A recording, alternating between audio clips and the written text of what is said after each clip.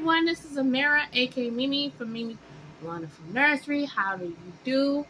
If you saw my last video, I showed you Isaac's head and I was cutting it.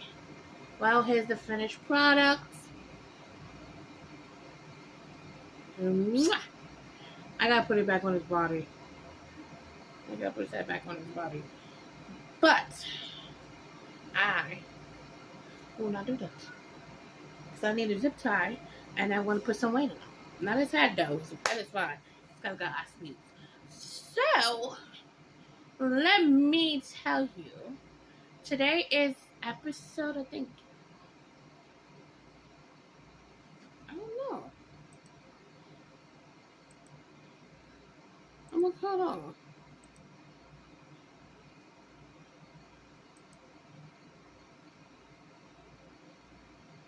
Eight. It's episode 8. It's episode 8 of my review of old movies. I think that's gonna be a title. So this review is of Baby Boom. I think you'll love this movie. I love this movie. I mean, it's been remade before. It was also a TV show. They made it into a TV show. And then they made a movie of it. But I'm talking about the movie right now. So it is a 1987 film. It's I'd said Moonstruck, which is in I think 1988. I was almost 4. I was almost 3 in this one. So this is the where I was born in. So I was born in 84. So the ratings are on Rotten Tomatoes and IMDb. On IMDb, it's got 6.3 out of 10.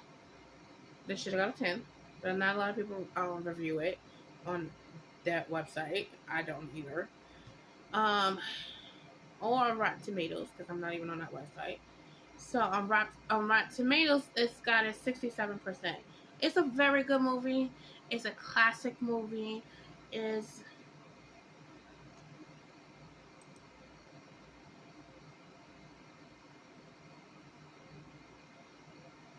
a romantic and comedy. When you watch this movie, bring some tissues.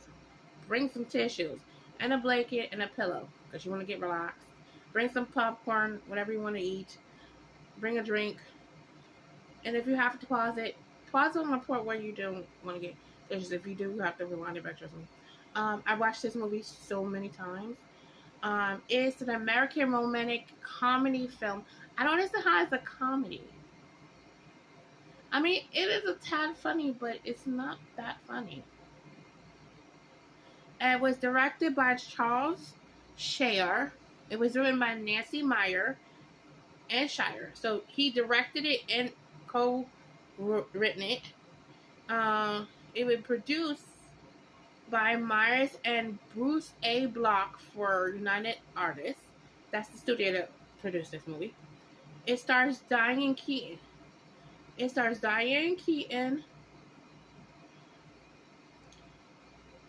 Sam Shepard, Harold Ramis, Sam Wanamaker, James Spade, Pat Hingley, Britt Leach. Trying to get to the babies. The babies that played the main babies are Christina and Michelle Kennedy. They part of the Kennedy family. I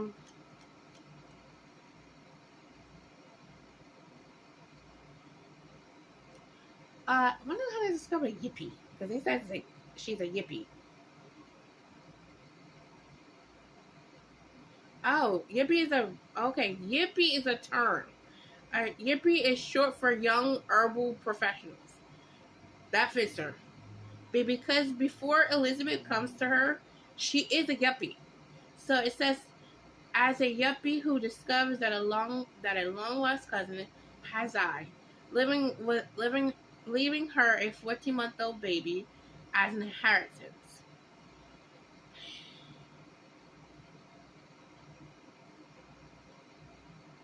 Okay, so Diane Keaton plays the character J.C. Wyatt.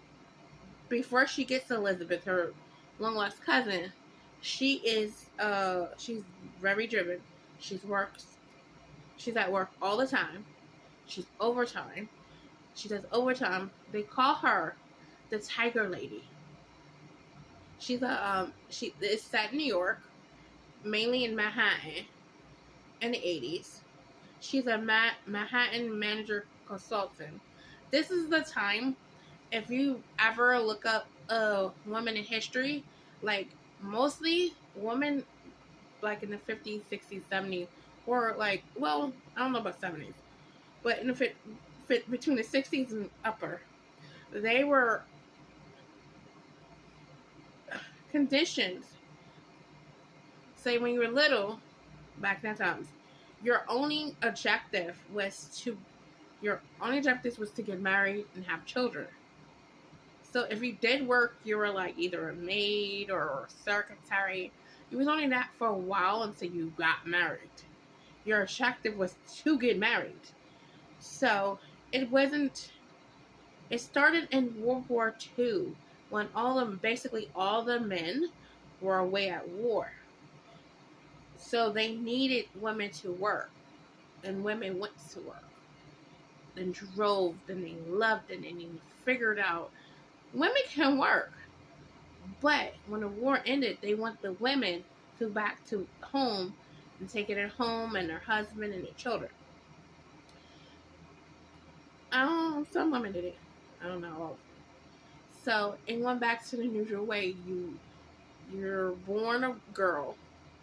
Your toys were an iron, kitchen, stuff like that.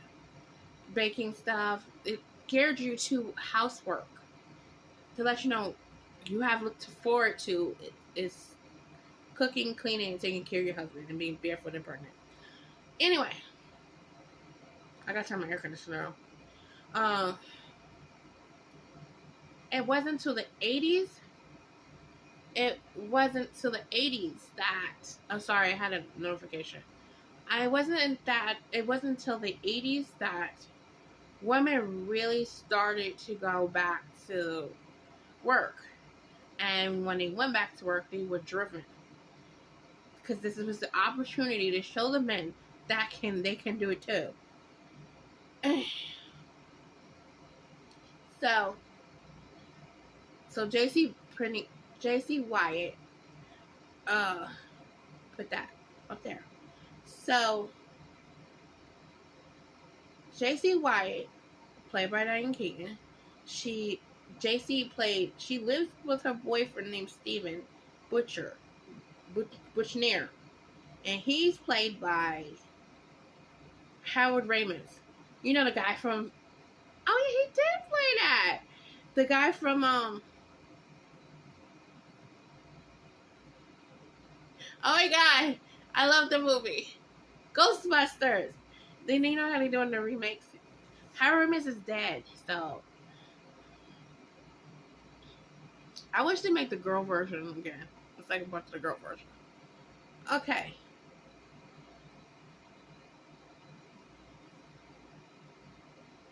Okay, so JC lives with her boyfriend named Steven, and they both are career oriented.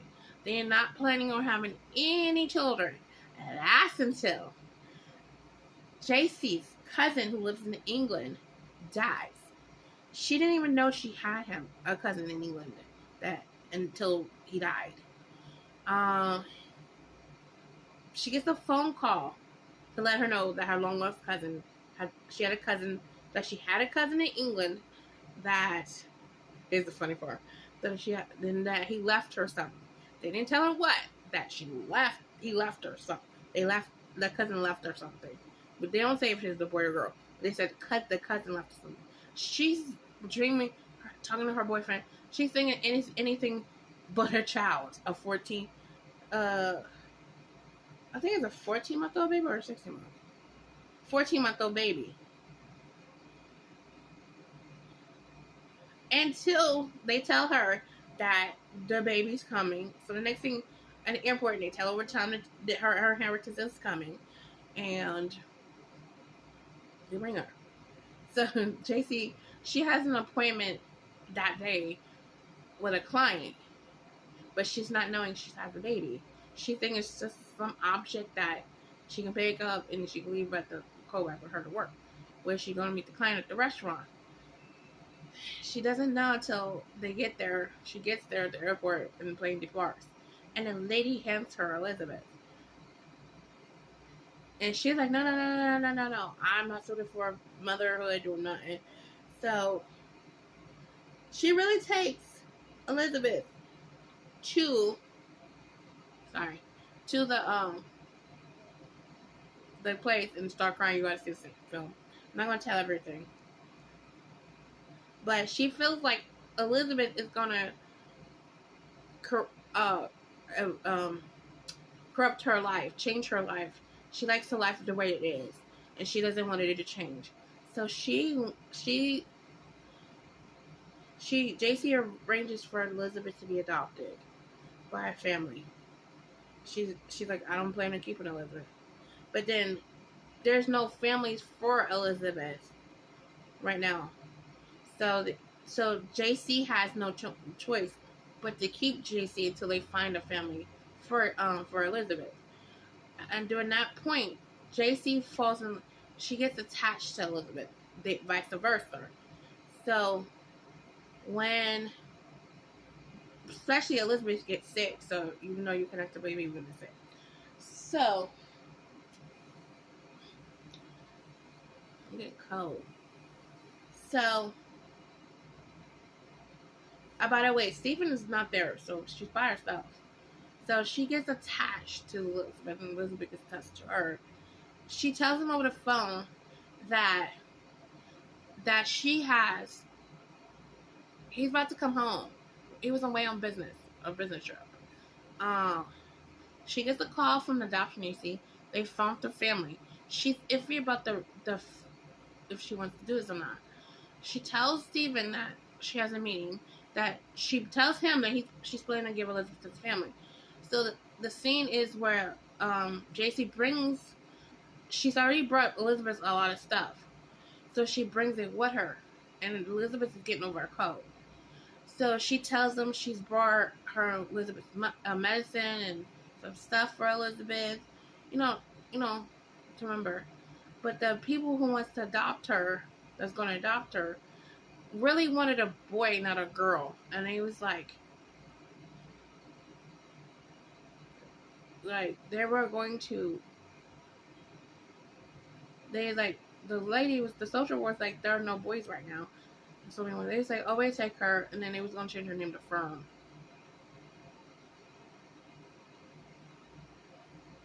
This is a 14-month-old baby. For 14 months, she knew her name. They changed her name to something else, but she got to learn it again. So, anyway.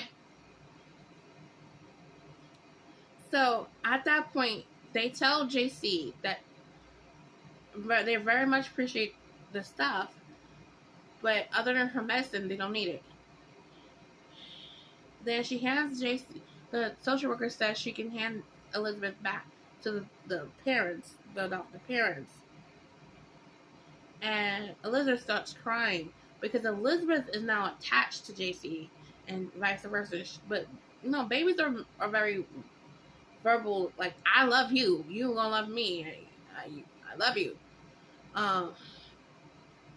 They're good not hiding their feelings, which I love that because they are.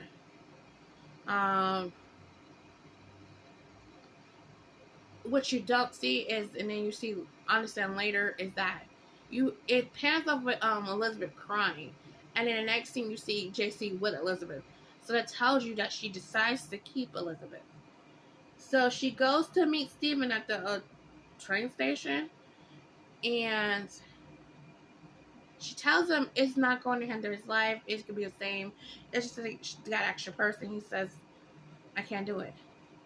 and that's the last time we see Harold Ramis in the movie. So these next few scenes are JC and Elizabeth getting, JC adapting to having a child in her life and realizing that she's no longer the tiger lady.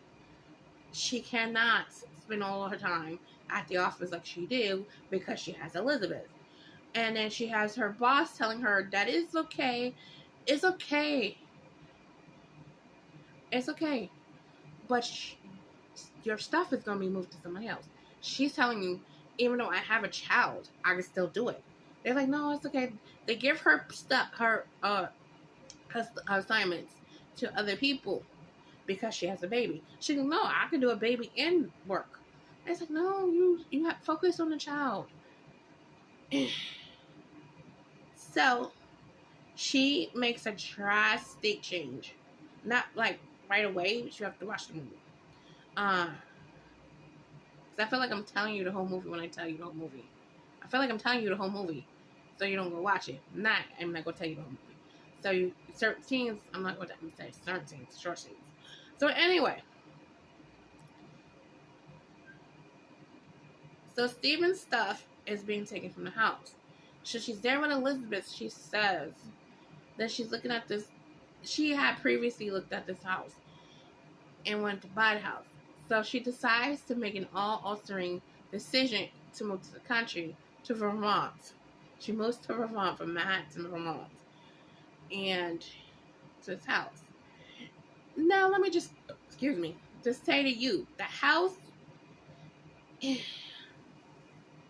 needs a lot of work. And when a house needs a lot of work, which they didn't explain to her in the sales thing or when she called them, that the house needed a lot of fixing up. Ugh. And it needed a lot of fixing up. It needed a new roof, new piping, and then her well dries up, and she faints. And they take her to the. They don't take her to a human doctor. They took her to a vet. She passes out, and they took her to the vet. So she does not know he's a vet, and spills her stuff. Like she has that. You gotta watch it. This is YouTube. I can't say that word. But you watch the film. And then she realizes he's a vet, and she gets mad because she spilled something personal to him. So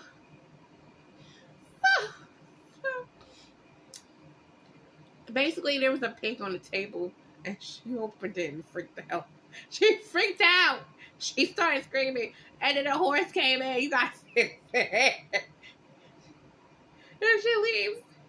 But basically, in that town, there are the only 2 people in that town of marriageable age. So, it's a little town. You got a single woman with a baby who needs a daddy. So, you know what they're going to do? And then you got a single man who doesn't have a wife or children. You know what they're going to do? Matchmake. So, they do try to matchmake it. She feels attraction to him, and he feels attraction to her. It's just that JC has always been good at hiding her feelings and her attraction to people, that she hides it from him. But he knows that she feels the same way about him, and she's just not admitting it. And he's all about, I like you, I'm gonna force myself. Like, he's forward to it with his feelings towards her. There's a scene where she's stuck in her car gets her flat tire. Her car gets flat tire, and she's trying to change it, and it's the first time she changed the tire. So she's stuck on a road, and he meets her, and she's trying to change the tire. She's like, I got this. And he says to her, is all women like stubborn like you? No, I'm one in a million, she says. And it ends up him like grabbing her and kissing her. You guys can see. And then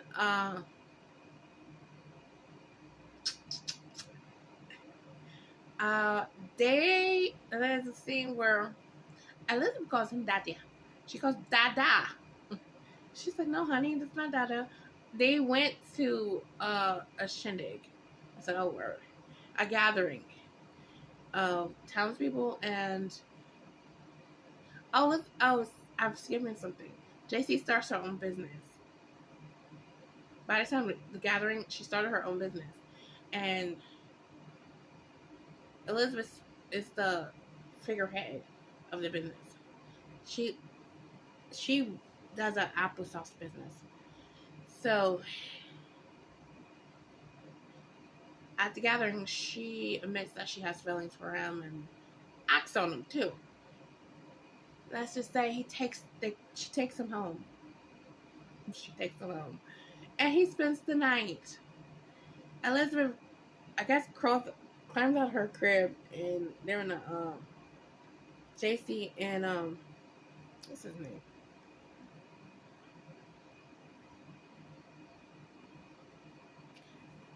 Dr. Jeff, who was played by Sam Shepard. He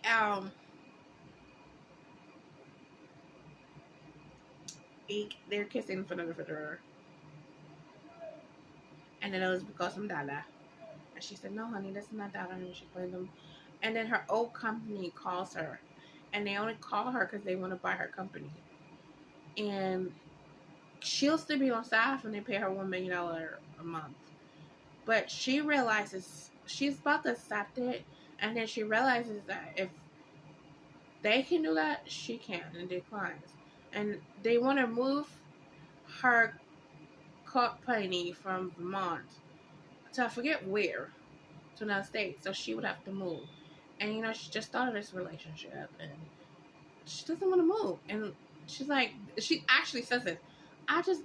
When she declines them, she's like, I'm sorry, but I have to say no. He says, so it's not water under the bridge. She said, maybe not. I mean, if you can make, I forget the company's name, put it on every supermarket shelf, so can I.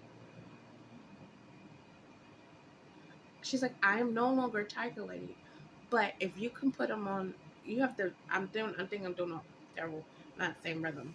She's like, basically, if you could put it on the shelves, so can I. I'm not the same person that I was when I was working here. I'm a different person.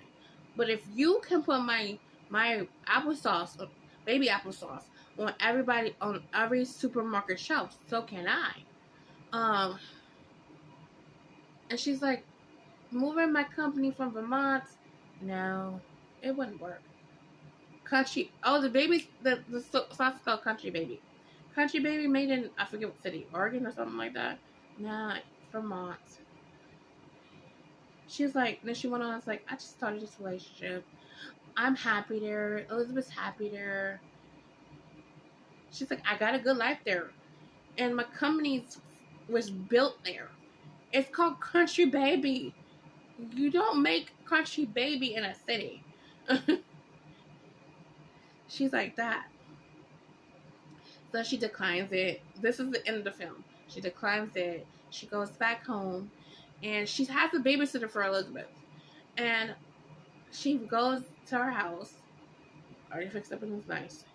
And she sees the babysitter. And the babysitter's holding Elizabeth's bottle.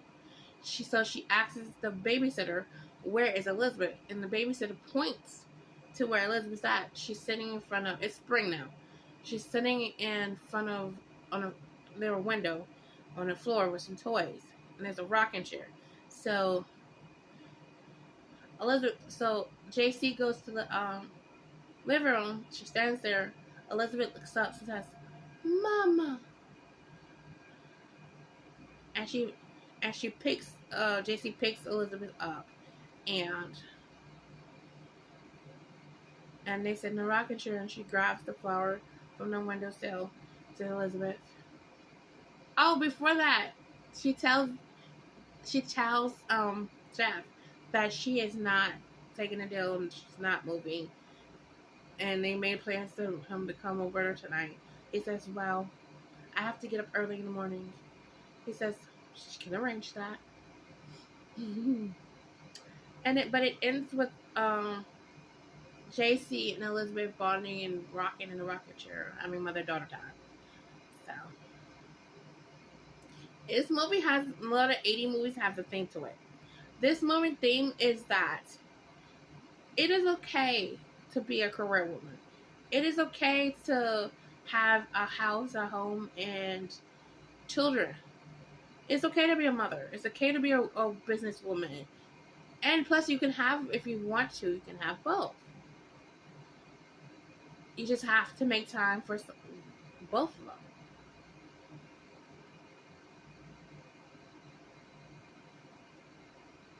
Oh, and unexpectedly. Alright, this is the end of this one. This is end of episode 8. I think I'll be filming episode 9 later today to be released a little later on this week. Or I might not. Or I just will come back and, film it on another day. I'll probably be tired. You'll see me tired. Alright. Bye.